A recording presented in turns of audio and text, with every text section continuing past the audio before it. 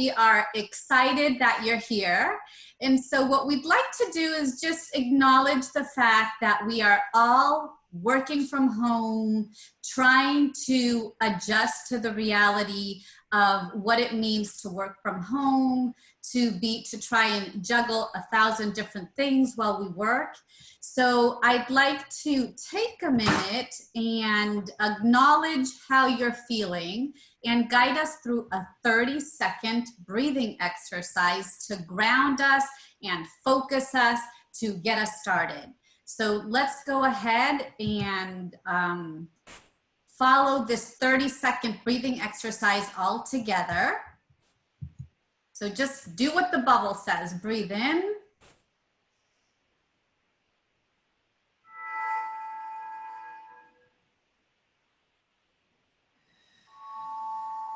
Breathe out.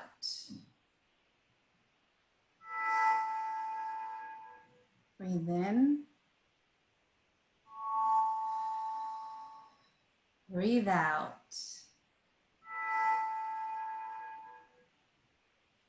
In.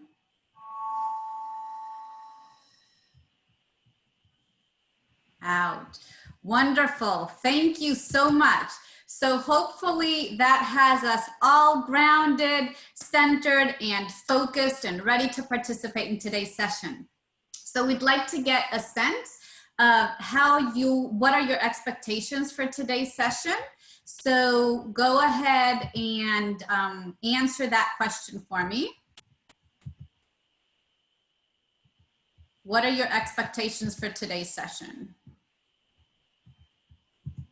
And Sara, I noticed there were some sleepy people in your last Mentimeter. I hope they wake up and answer this question.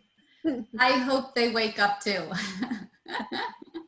And I'm gonna give us about 5 to 10 seconds per question because we have a couple of questions. So it looks like we have a lot of people that are looking forward to learning and to discussing and to networking. And so far we have 40 people that have responded.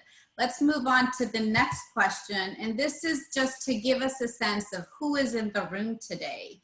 So what type of organization do you represent? Are you here representing the private sector, a nonprofit organization, an academic organization, the government? Give us a sense of what type of organizations we have in the room today. And okay. Sara, while they're answering that, I wanted to tell you that I noticed that there were people from the Boy and Girl Scouts. There was someone from UMass Maine. We have one of our youth preparedness council members on the call today in the conference. We have lots of AmeriCorps. We have people from Area on Aging from Maine and New Hampshire. We have the co-founder of Helping Hands. Thank you for being on the call today. We have people from RSVP, I'm sorry, and Animal Rescue. Those are just some of the organizations that have joined us today, and we're really glad that you're here. We also have some government people too. That's great to know. Thanks for sharing that with us. So we also want to get a sense of the size of your organization. So this slide is going to give us a sense of the number of full-time employees that your organization has. We'll ask on the next slide, part-time. So just full-time employees. How many full-time employees does your organization have? So it looks like a lot of you are coming from big organizations with more than 30 people. That's very interesting. Okay. Now let's look at part-time employees. How many part-time employees does your organization have? And it's great to hear the variety of organizations that we have in the room, because even though we're all serving different types of clients, the need to prepare is the same for everybody. So, okay, looks like the majority of you have less than 5 part-time employees. And now what about volunteers? How many volunteers does your organization have? Okay, lots of you have more than 30 volunteers. That's amazing. That's wonderful. The majority of you have lots of volunteers in your organization. And then now we want to know about your particular role in the organization. Are you the executive director?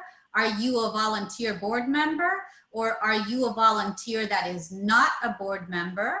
Or are you part of the leadership team, meaning you work closely with the executive director and give direction to the organization? So the difference between the leadership team and the staff is that staff is not working directly with the executive director, and the difference between a volunteer and a board member is we just want to kind of know what sort of decision makers do we have in the room. Okay, that's great to know. Thank you so much. And the last question is, we're interested in knowing who you serve. So for example, we heard that there were AmeriCorps members and RSVPs. So just give us a sense, you know, I think the RSVP people serve the senior population, right? And AmeriCorps members serve whom? Are you in an organization that works with youth and family? Are you serving people with disabilities? Who is the end person that you serve in your organization? Okay, let's see. Community, Harbor Homes, AmeriCorps, Blind and Visual Impaired of New Hampshire, great. Outdoor volunteers, wonderful.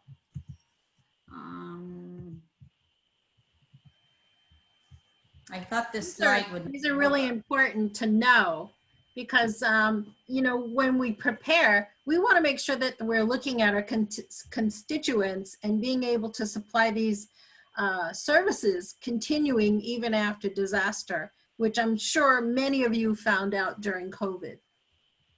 Right. Perfect. Thank you so much. So now we're going to dive right into our presentation, and it gives us a really good sense of who we're talking with. I guess I still need to share my screen just a second. Okay, can you guys see my screen? Yep, I see it. Perfect. Wonderful. So the goal of today's session, just in case you're wondering, am I in the right session? It is to empower you to talk with your organization about how to be better prepared. And when we mean empower, we really mean if you are not in a leadership position within your organization, we want you to feel comfortable enough bringing this information back to the leadership of your organization and engaging them in starting to think about how to be better prepared. So why are community organizations important? Well, community-based organizations are the organizations that support the communities at the local level during blue sky days. Community organizations provide the critical services to those disproportionately impacted by the incident. And sometimes your local emergency manager may not be aware of all of the people that your organization helps.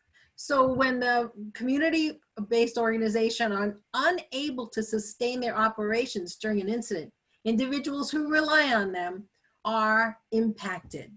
Community-based organizations should feel empowered to prepare on their own without any prompting. You should be really digging in there and looking at what it is that you need to make sure that you can sustain yourself as an organization no matter what happens. Okay, so community-based organizations basically are all of you serving the community, and you are the ones that provide the necessary links to the government, to other resources, to your clients. You're the ones that know your community and your clients the best and can position yourselves the fastest and in the best way possible to serve your community. So in an emergency, you're also the ones that have the local relationships with your clients or the people that you serve. So we also want to make sure that you build your relationship with your local emergency manager, because you will ultimately help make that link between survivors and the assistance within a network of community organizations and your local emergency managers. So if there's a couple of things that you need to remember from today's presentation, the first one would be reach out to your local emergency manager. Who is the local emergency manager in your town? And introduce your leadership to the local emergency manager. So is your organization ready? We know that between 15 and 40% of businesses fail following a natural or man-made incident. You can actually look around your own communities now and see which businesses are not going to open after COVID, and how many are reducing their staffs to really low levels. 94% of small business owners believe that an incident could seriously disrupt their business within the next 2 years. And it's really critical right now, because if we are reducing our staffs in businesses and there's another disaster that comes by, because every year we have natural disasters. We have lots of floods in New England, and I know that many of you, I've seen your names on the chat, whom I know have experienced these disasters and had to figure that out with their businesses. So imagine those kinds of disasters on top of what we already have could really seriously impact your business. And we have to look at unemployment. Since June 11th, 2020, unemployment rose higher in 3 months of COVID-19 than it did in 2 years of the Great Recession. That's huge. So those are things to think about. But I wanted to also mention on the unemployment part, for those of you who employ volunteers, which I saw a lot of you in the Mentimeter do that, this is a great opportunity to get more volunteers if you're creative enough to figure out how you can do that safely. The volunteers are out there. People are looking for things to do. So it's not only a disadvantage to have unemployment, but it can be an advantage to some of you nonprofit organizations. Thanks, Sara. Okay, so why is it important to be prepared? Well, we've just gone through a couple of months of social distancing, staying at home, and we're wondering, how did that go for you? And we'll have one of our breakout rooms talk about that. But basically, it's important to be prepared so that your organization can keep the doors open if there's a disruption, so that you can continue to serve your clientele and the people that you serve, so that you can save your organization money when incidents happen, so that you can be in the best position to keep your doors open or come back to business as fast as possible and as safe as possible, and that you can ensure the safety of your institution, but also of your employees. It's important to be prepared to ensure the safety of the people you serve and to continue to provide the services that they need, and to allow for continued services during an incident, and ultimately to save lives, right? A lot of the services that you provide to your clients are a lifeline for them. So if you can't provide those services to your clients, you're putting them at risk as well. So, yeah. So then we wanted to talk about, well, how do we do all of this? How do we make sure that our business is able to sustain any type of a disaster? Well, of course, we need to have a plan. So having an incident plan and practicing that plan with drills can really be very helpful. But we want to encourage you to look at all of your employees and your volunteers and sort of get them all together in creating this plan and making sure that you look at it yearly. So now we're looking at COVID, and we probably didn't practice that. Although we did at FEMA, we practiced it a little bit just before the disaster happened, but a lot of businesses hadn't. As a matter of fact, a lot of schools had to figure out where they were going to get enough computers for their students to be at home and their teachers. So having an incident plan and practicing and figuring it out, what are you missing, by involving everybody in your organization is really important. Then you need to assemble your supplies in multiple locations. Emergency managers, what they do in every community is they have off-site a place where they keep a lot of their emergency equipment. It might be just equipment such as the clothing that they might wear to direct traffic, or the cones, but they don't have it all at the police station. They have it in different locations, especially if it's a rural community or a large city. They'll have the multiple locations, and you might want to think about doing something like that. And you reduce the impact of hazards through mitigation practices. And we're going to talk a little bit more about mitigation practices. So in order to do that, you need to know, what are your hazards? If your agency, or let's talk about your house, if you're living on River Street or Lakeview, do you think maybe you might have a possibility of flooding in your area? Probably. So let's think about, how can you mitigate against flooding that might come up from the river or the lake that you're viewing? And participate and engage your employees to be a part of the training. Once you have your incident plan, you want to have training to go along with that, and that everybody should be involved. We're also looking at you to prepare with your community. So let's say you could tell me, oh, Arlene and I have an incident plan, and we do practice. But do you practice with your community? Maybe your organization works with at-risk students, and you have a disaster and you can't work in your facility anymore. What about if you had partnered with another agency or even a faith-based group, and you can operate out of the church or someplace else? Knowing who is in your community and connecting with them and practicing together, wow, that would be a very powerful way to be resilient. And the last thing is, we encourage employees to prepare financially. So we prepare our organizations, hopefully, to be financially solvent, but we also need to encourage our employees to do the same thing. How awful is it if you have these great employees and volunteers that you count on them, but they can't come in because their house got flooded and they can't afford to do anything else but look at that? If they had only had flood insurance because they lived on River Street, wouldn't that have been a great way to financially prepare? So do we have any questions about that? Andrea or Michaela, do you see any questions? Okay, seeing no. Sorry, I was muted. There are no questions yet in the chat. Thank you. So Sarah, you want to move on?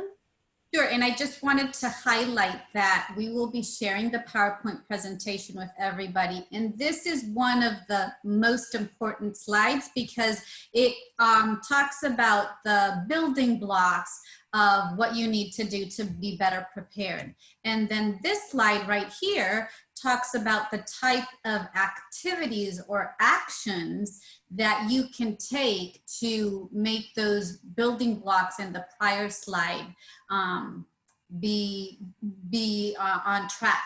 So this course is normally offered in person, and it's designed for about 3 hours. Today, we are only doing a 60-minute version, so we're not going to talk about the 10 preparedness actions that we have here. We're only going to discuss 2 or 3, depending on how much time we have, but we wanted to show you the overall type of activities that you could take with your organization to be better prepared, and we will dive into 2 or 3 of these actions. So the first one is understand your risks. The second one is to safeguard critical documents, have backups of your documents.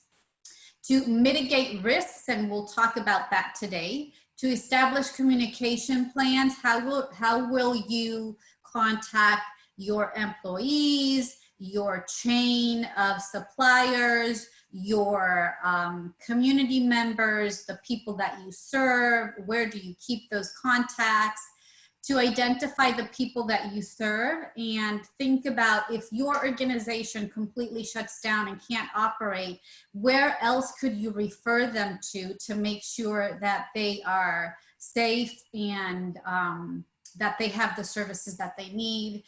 To cross-train key individuals. That's another one that we're going to be talking about today because we feel it's very important. And with this pandemic, a lot of organizations realized the importance of cross-training key individuals. To determine the essential activities of your organization. What type of activities are absolutely essential for your organization and for your clients and the people that you serve? And what type of activities would it be okay for your organization not to do in the middle of a disaster? So identifying what are the essential core activities that you need to make sure continue to function.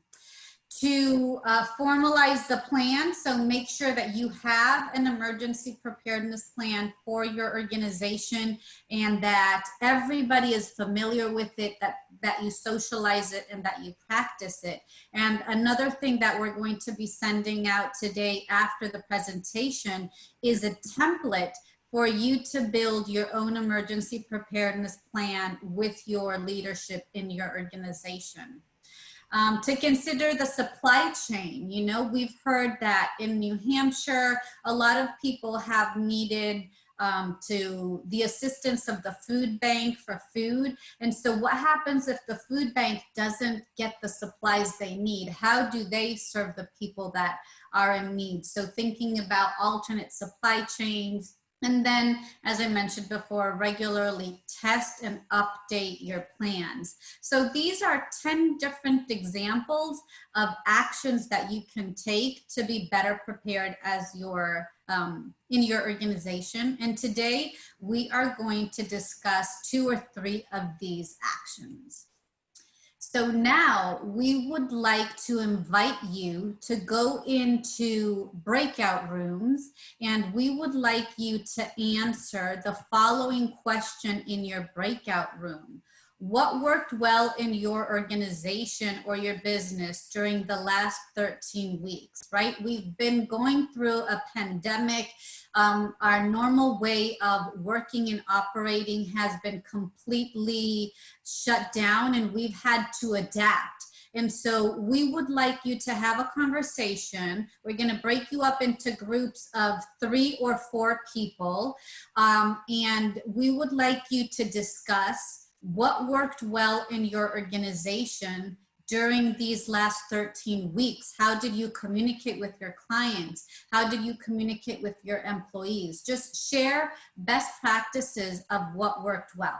So the final outcome of this conversation is that we want to learn the types of things that different organizations did that were great for them to continue to maintain their doors open and to continue to serve their clients. So let's sort of open it up and ask someone if they'd like to share what they might have learned in their group. I know that in our group, I had a youth preparedness council member who feels that things hadn't changed, and you have to understand he's 16, 17 years old and virtual is normal to them. So that didn't change for them so much. And also I had a co-founder of Helping Hands up in Laconia, New Hampshire. They started their business during COVID. So this environment was how they envisioned their business around this whole thing. So that was kind of interesting. And we have a recovery center in Nashua, and they had decided that they'd have to change a lot in order to do this. So they're having a lot less traffic, and I'm sure that they're probably having a little bit of reach out problems too. So how about somebody else? Can we have somebody else report out? Arlene, this is Andrea. I'll report out for our group. Thank you. Yep, so we had Michael and Susan in our group, and it's the biggest thing was having technology that worked out well for folks, and one person was able to provide recovery services online, although it started off slow, but then they were able to continue that recovery service directly online with their patients. And then the other person was able to work with their interns. They work all over the state, and they were able to adjust, working with the State Department of Education, adjust the interns' hours and move to an online system where they were able to get all except one intern to complete their internship online. So they said that worked out really well. And then another comment was, again, technology, and then also holding weekly check-in meetings with program participants to make sure that they were getting what they needed, and then to assist them in any way. So weekly check-ins. Great. Thank you. Can I have somebody else? Hi, I'm Ellen, and our group we had someone from Vista who their program was already on spring break, so the students they'd already had half a semester of using the kinds of tools for online learning anyway, and so they were able to continue that, and it worked quite well. And Kim had already had relationships with other organizations for emergency services, because the students in her Vista program were also low income, and she was able to get out to the students what the resources would be to help them. Sara did Senior Companions, which is vulnerable seniors helping vulnerable seniors at this point. And so they changed, instead of physically visiting, they did phone and email visits. The coordinators of the program were able to call the Senior Companions, who are also clients. And they were luckier than we were in Vermont. They, in Maine, managed to get the stipend continued for the seniors through the whole time. And they had to work out ways for changing how to do the normal payroll, but their people got what they needed. And I work for the Council on Aging. I'm a volunteer coordinator. I also do some of the communication stuff, but my role changed to have a lot more volunteer stuff, and we've grown from about 20 volunteers to almost 100 to do the grocery delivery program safely for our seniors.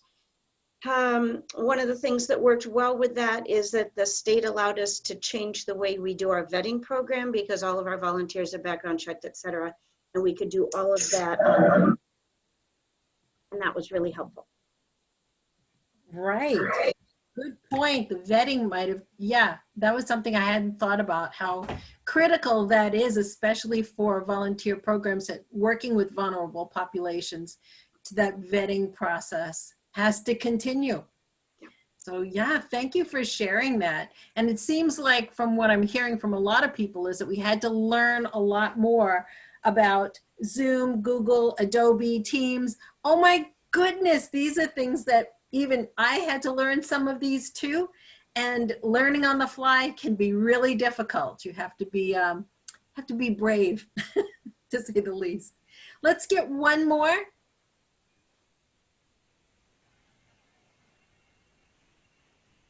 This is Donna. I'll share some things from our group as well. Thanks, Donna. Yeah, I think we had, overall, I think that people, the various organizations did a good job of adapting, but you know, we're working differently. You know, one of the biggest challenges was one of the groups was working, you know, with seniors and as a vulnerable population, and that, you know, was a particular challenge. We were, a number of us were able to continue programs, but differently. For example, a youth camp that's now virtual, and conducting activities like a plant sale, but, you know, with curbside pickup, and finding difficulty with some of the traditional sources of volunteers, just because some of them were in vulnerable populations, or just weren't available because organizations weren't active at the time. And I think all of us are, you know, embracing the technology and learning how to use it as well. And but I think for the most part, I think we're all learning how to work differently. Yeah, I think that's a really good point. And if any of you have had the opportunity to read the book, Who Moved My Cheese? It's a really short, fun book to read if you have a chance to read that book. It talks about being able to be ready for whatever happens and move on it. And I think that's what most of our organizations did. I'm reading in the chat that some people actually shut down and is slowly working toward coming back, thinking about how they're reopening. And there's a lot of organizations out there that are doing things like that. What else did we read in the chat that might be helpful? Some people did a focused approach on one thing that their organization does and does well and concentrates on that. That's a really good strategy to be able to do that. But you need to know what that is. And that goes to cross-training. I think we're going to be talking a little bit more about that. So Sarah, I'm going to take it back to you. Perfect. Thank you, Arlene. So all of these things that we shared with each other around what worked well are actually mitigation strategies that you can implement in your organization if you didn't have them in place. And I also wanted to highlight some of the conversations that I had in my group, and some of them have already been mentioned in the big group, but I think having the proper technology is very helpful. Having community connections was very helpful for a lady that was representing a church, and she had already existing community relations with other churches, and she was able to kind of get a feel of what they were doing. So having those build out community relations was very helpful. Having relationship with the media, like they offered an Easter service and a local radio station broadcasted their service. Having a way to communicate with their clients regardless of whether or not they were in the physical church. So they had an online system where they were able to broadcast to their group, their clients, their church members, that they were doing an Easter service as a drive-through, and they were able to get that message out. So they were also nimble and adaptive and flexible, just what you were saying. But these are some of the things that are worth looking at in your organization to see if you can be in a better position for when the next emergency happens. So some of the key points around mitigating risks is basically trying to do anything you can to avoid being in a difficult spot, right? So protecting your physical space. For example, if there's going to be a snowstorm or an ice storm or all those types of things, looking outside and making sure everything is properly secured in your physical space. Considering purchasing insurance, particularly flood insurance in New Hampshire. We have lots of floods, and many times the regular insurance does not cover damage due to flooding. So that's something you might want to have your organization look into. And consider having an emergency fund.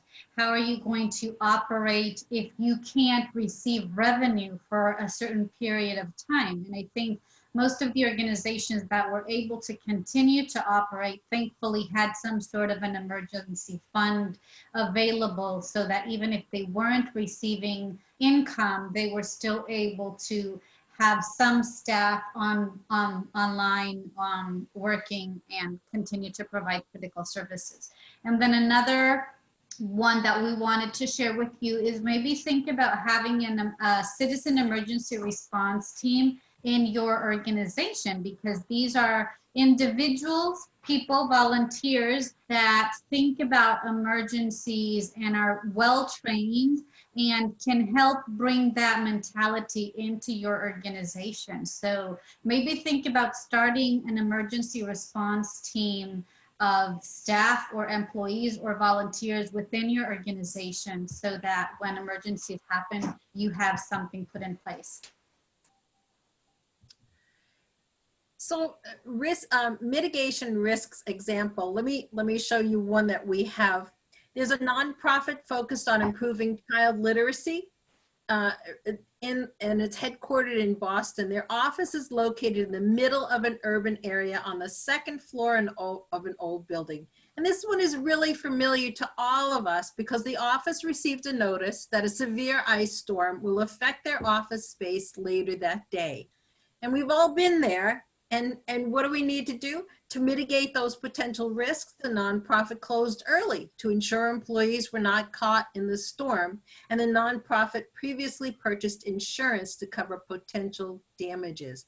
So they thought ahead. I mean, we don't think this is common sense, but it's not. If you don't write it down and your employees don't know that this is what we do, then it's probably not going to happen, or you're going to scramble to try to figure out how we're going to make this happen. Can it happen? Who do we need to call if we're not in service for the rest of the day?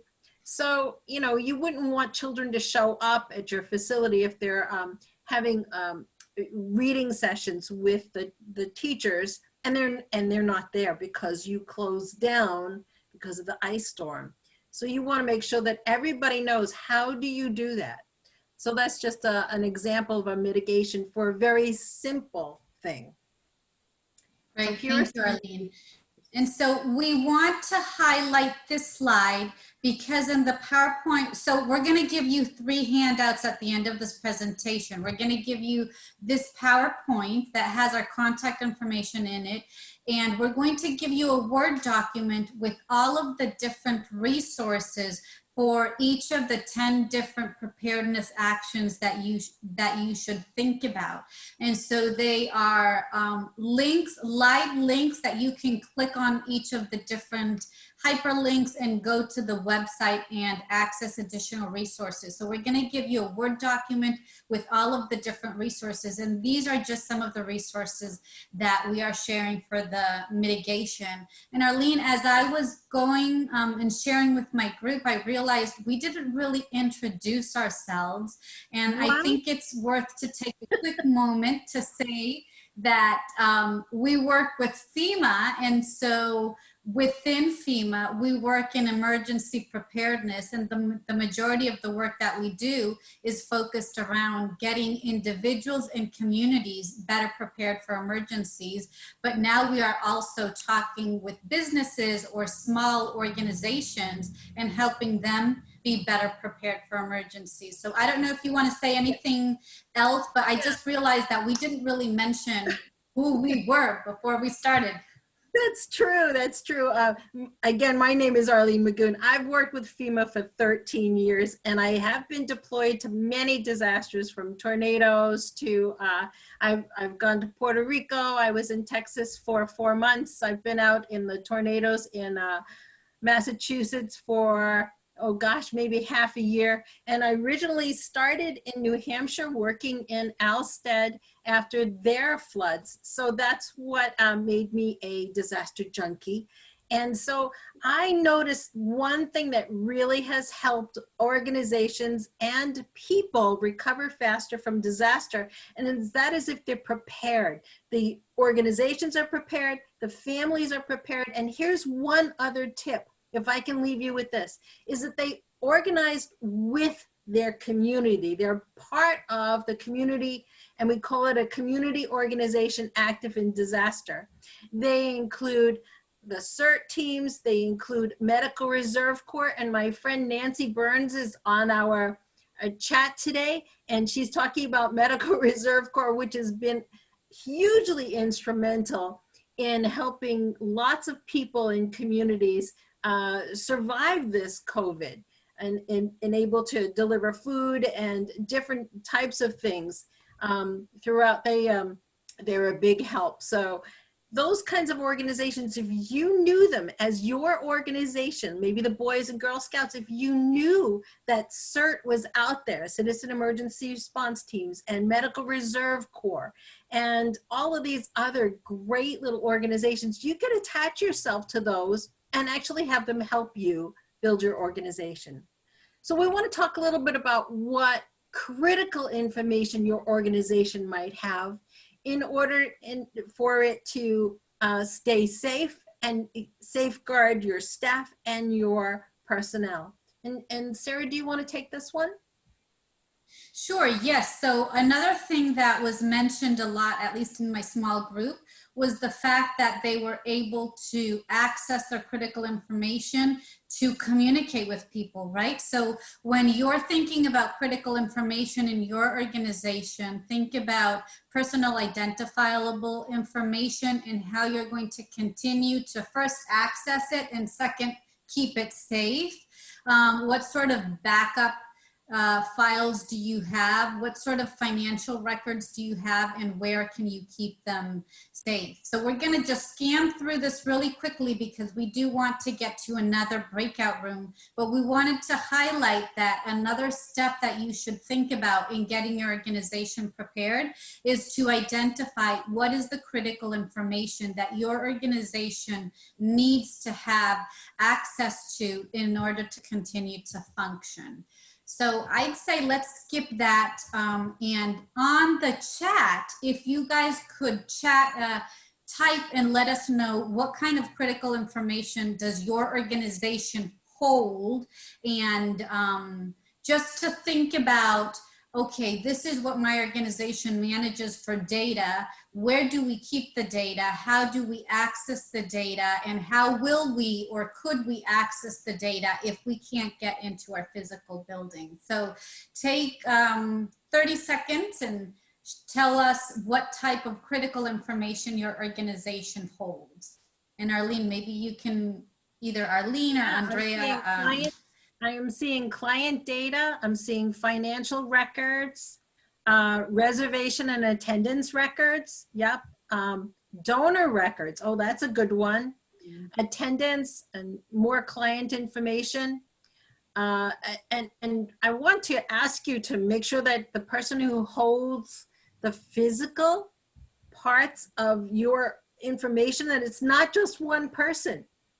We need to think about cross-training a little bit. HIPAA, yeah, HIPAA information, important stuff. FEMA is hugely critical on our data. I mean, we can go to jail if we allow that information to get out. So it's really important for us. Legal documents, yep, tax returns, student disabilities, personal information, all of this is really good. So thank you for thinking so deeply about that. We want to bring those out to everyone. So now the next part, we're going to talk about cross-training key individuals, and it sort of ties into everything that we've been talking about. Everybody needs to know what's going on. If it's held by one person, it's going to get lost. So key individuals are personnel who undertake roles and responsibilities that ensure your organization can operate. When you want to maintain an organizational chart so that everybody knows who's doing what, and liaise with your organization's human resources department to steward cross-training programs. Why not? It doesn't make any sense to hold on to one piece of information for one person. Develop a current skills matrix. Find out what everybody can do and how they can cross-train that skill so they can do more things than one. And here is a good example. Can we go back to the example? I'll do it real quick, I promise. The food bank in Western Massachusetts needed to train during COVID and place stress on critical missions of the 176 pantries and their usual staff. They had to retrain some of their staff so that nutrition coordinators could work with the SNAP applications and the outreach and all of that. So they really needed to quickly cross-train people to keep their operations going. Had they done it before, they might have been able to do it quicker, but they are an awesome organization and they're able to put their sneakers on and run with this. So thank you, Sara. Next. Sure. So we're going to send you again to a small group breakout. And I think just to keep in time the time, we're only going to give you 4 minutes to discuss this next question. So we're going to send you again to the small group breakout, and we want you to answer which position at your organization do you think should be cross-trained? That's the main question that you want to answer. So you have 4 minutes. Please answer which position at your organization do you think should be cross-trained, and then we'll come back to wrap it up. Just sort of a wrap up of what I learned in our breakout group is that people actually were able to learn from each other a little bit more during COVID. Some might want to have learned more before COVID, but now they know a little bit more about everybody's job, and that's kind of a good thing. What did you learn in yours, Sara? Yes, that there are definitely certain organizations that feel that they should do a better job at cross-training, especially in small organizations where there's one full-time employee and the rest are part-time. There's never enough time to cross-train all of the part-time employees. So just making it a priority as an organization and having that conversation is important. And then we had a bigger organization in our group that constantly does cross-training, and they do have to have like certain certificates and child safety requirements on track. And so human resources keeps track of who's done what sort of trainings. Yeah. We have a few really great comments.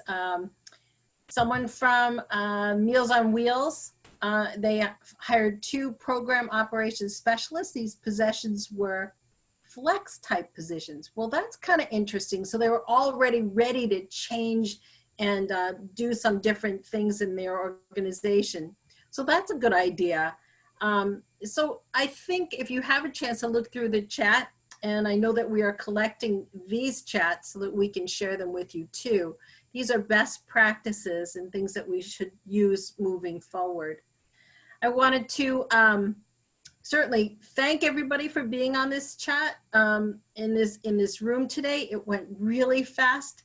Sara and I have done this open program locally in Lowell with Nancy Burns, who is on this, and it's a 3-hour course that we would be glad to do with your organization in your community with other businesses to really see how we connect and how we need each other in order to be resilient. And we're available to do that virtually. And hopefully someday we can meet all of you and shake your hands personally without getting sick. But for now. And I did put on the screen our emails, and you will receive our emails when you receive the PowerPoint. If you want to take a quick minute and give us some feedback about the session, go back to the Mentimeter, use code 89140, which was the same code you were using before, and just take a minute to answer what changes might you implement today based on what you learned. So if you want to take a minute to share with us some of that, cross-train, digitize important records. Very nice. Being more planful about cross-training. Yes, more cross-training. Okay, great. Let's skip really quickly to the next question. Assess yourself. How did you find the session? I found the session useful. You listened and focused throughout the session. Now you feel confident. Do you feel confident enough bringing some of these topics back to the leadership of your organization? That's helpful to know. Okay, useful. Perfect. Let's go really quickly to the last one. Which words would you use to describe today's session? This is the last feedback that we want. Again, I want to thank you all for participating. And as Arlene said, we are more than happy to come and do a presentation, whether it's virtually or in person if we can, when we can, with your organization to talk about this with your team. Or if any of you are interested in a open version 201 and continue to have this conversation with the group that we had here today, Arlene and I will follow up with you. But you will also have our contact information if you would like to continue this conversation, whether it's with the leadership of your organization or with people within your community that you feel might benefit from this training. So thank you so much. It's 11:01. We made it. Yay. And I'm glad you guys found this session informative, interesting, engaging. Yay. Thank you so much. Thank you. Thank you both. That was such an awesome and informative presentation.